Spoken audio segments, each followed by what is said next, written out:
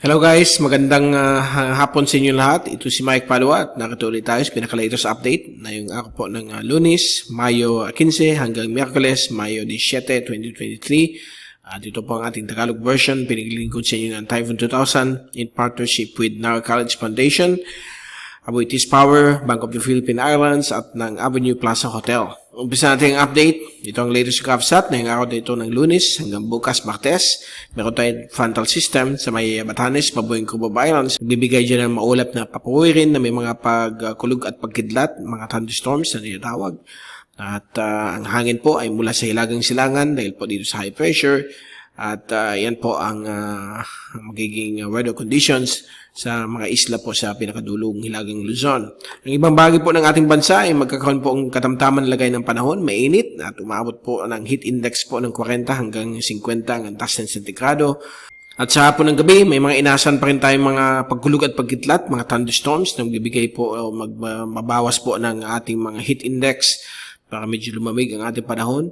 So, nababalance naman po ng Mother Nature ang mga ganitong situation po sa ating bansang Pilipinas. At mag-ingat po sa mga kidlat, ang mga pagbigla na pagbuhos ng ulan, o mga pagbaha, pag meron pong malalakas na thunderstorms sa mga iba't pang lugar sa Pilipinas. At ang risk of flooding ay low to medium dito po sa may area po ng frontal system. So, please take all necessary precautions lamang. Sa labas ng ating bansa, wala po tayong natatawan na LPA o bagyo na posibleng mamuo sa loob ng 5 hanggang 7 araw. Meron lang tayo ni equatorial trough dito at surface trough dito sa may Marshall Islands. So, yan po ang ating GovSat. At tingnan natin yung fast animation. So, yan po. Okay naman po ang panahon sa Pilipinas. May mga thunderstorms lamang po sa hapon ng gabi. At yung frontal system ay nakaka-affect pa rin sa Batanes at Babuyan Group. At continue natin yung windy.com zoom in satellite animation mula sa UMETSAT. Ay nakikita po natin itong mga pagsusulputan ng mga malalakas na mga thunderstorms sa Luzon. Dito rin po sa may Visayas, Mindanao, Bicol, Mimaropa. So, common na po yan. Pag ganitong Mayo 15 na po, nasa kaligitnaan na po ng Mayo, at ito yung mga usual na mga tinatawag nating Agua de Mayo. So, sign na po yan na mapalapit na po tayo sa tinatawag nating panahon ng habagat. At actually, for the next 10 days, baka magkaroon na po tayo na mahinang habagat dito o mahinang hangin mula sa habagat dahil po sa mga low pressure systems na namumuo na rin sa area mo ng China. At continue natin yung pressure at wind forecast mula sa European model from windy.com. Bukas po ng hapon, inaasahan po natin yung LPA dito sa may West Philippine Sea ay ma-absorb na po sa frontal system at nagbibigay pa rin po ng medyo mahangin din na panahon dito sa may Batanes at Babueng Cubao Islands. Samantala, ang ibang bagay po ng kanluran Pilipinas mula sa Ilocos Region, pababa po sa may kanluran bahagi po ng Central Luzon o Gitnang Luzon, Mimaropa, Western Visayas ay magkakaroon po ng konting hangin mula sa kanluran dahil po sa pagdaan po dito ng isang frontal system. So, yan po ang usual na hangin kapag may frontal system sa taas, magkakaroon po ng konting hangin mula sa kanluran.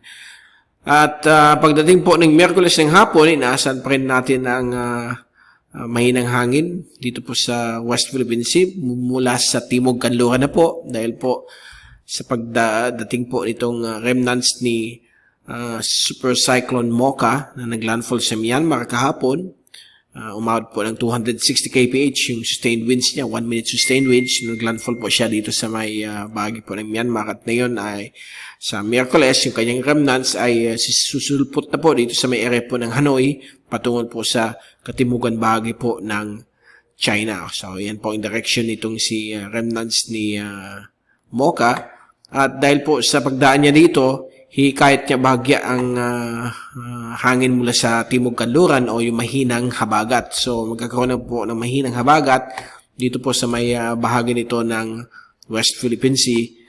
At apektado rin po ang Batanes at Babueng Cubao Islands. Mga thunderstorms lang po ang inaasahan natin sa ating bansa dahil wala pa pong pure effect ang habagat unless may mag-form na bagyo dito yung hanging habagat ay pupunta na po sa ating bansa. Usually, mga last quarter of May, yun talaga ang originally nag-start pag-umpisa ng hanging habagat. Lalong-lalo na pag na-establish na po yung high pressure cell, yung winter high pressure sa may central Australia, yung hangin na palabas, yun po ang dumadaan na po dito sa atin bilang isang hangin mula sa habagat. Okay?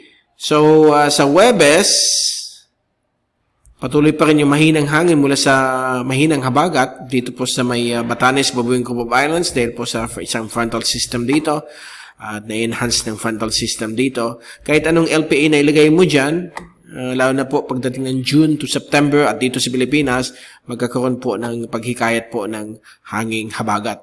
Okay? So, meron na pong mahinang habagat sa May 18, sign na po na papalapit na po tayo sa tag-ulan sa ating type 1 climate ng Pilipinas, which includes Metro Manila at ang kanluran bahagi po ng ating bansa.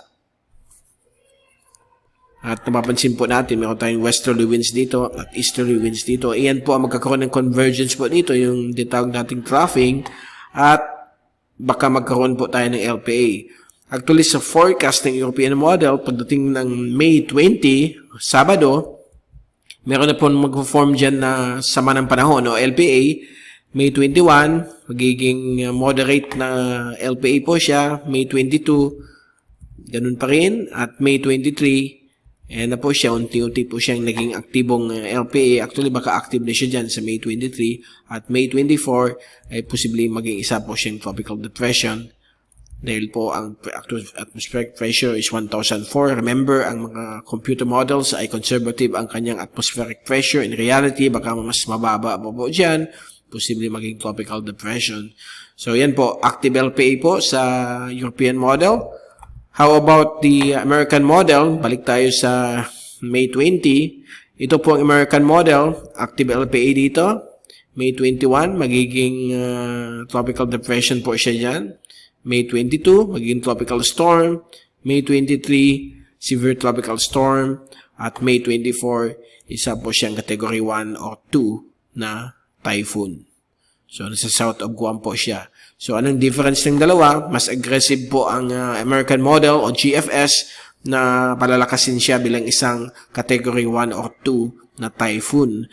Samantala, ang European model, isa lang po siyang LPA or pwede maging tropical depression. So, babantayin po natin yan dahil ang mga forecast models, ang kanyang tracking po, majority of the track ay patungo po dito sa area na ito. Okay? So, walang inaasahan na track patungong Pilipinas but it's still early to tell. Malalaman po natin yan pag malapit na po tayo. Lalo na pag May 22 or 21, may clear picture na tayo kung mag-record po siya pag ganito or kung ang kanyang tracking ay lalapit sa Pilipinas o pag ganito. Kasi very dynamic po ang atmospheric pressure. So, hindi natin alam. Baka 5 days to go, iba na ang environment. So, malalaman po natin yan within the next 5 to 10 days kung anong magiging kalagayan itong soon-to-be low pressure area or even a typhoon kung gagamitin natin yung American model. But alam natin na masyadong aggressive palagi ang American model. Wait and see lang po tayo. Pag malakas masyado sa European model, sure ball yan. Gaya ni Cyclone Mocha, matagal na forecast ng European model na malakas siya. And American model, malakas din. Talagang, yun talaga ang mangyayari. Okay? Kaya naglandfall sa may Myanmar. Okay, so yan po ang wind at pressure forecast. Punta natin yung ating rain forecast. So, bukas ng hapon, inaasahan na naman po ang mga thunderstorms sa iba't ibang bahagi po ng Luzon, lalo na po sa may Cabanatuan, Nueva Ecija, Metro Manila, Calabarzon, may mga inaasahan po tayong thunderstorms. Bicol region, medyo 50-50 ang chance, okay? At dito rin po sa Mimaropa at Visayas, may 60% of chance, while sa may Mindanao, lalo na po sa may Zamboanga Peninsula at sa may Lanao provinces, kaya din po sa may Soxogen ay nasa 60 to 80% ang chance of thunderstorms. Dito po sa area po ng Luzon, lalo na po sa may gitnang Luzon, ay nasa 60 to 90% ang chance of localized thunderstorms. Okay? And then sa Wednesday, ganun pa rin po. May mga chances of thunderstorms sa iba't ibang bahagi ng ating bansa.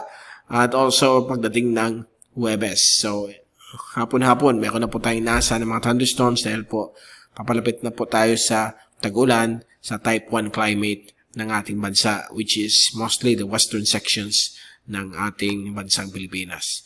So there you go. Yan po ang ating pinaka-latest at babantayin po natin yung potential LPA na mag-form sa south of Guam by May 20. Abangan po natin yan sa mga pinaka-latest update.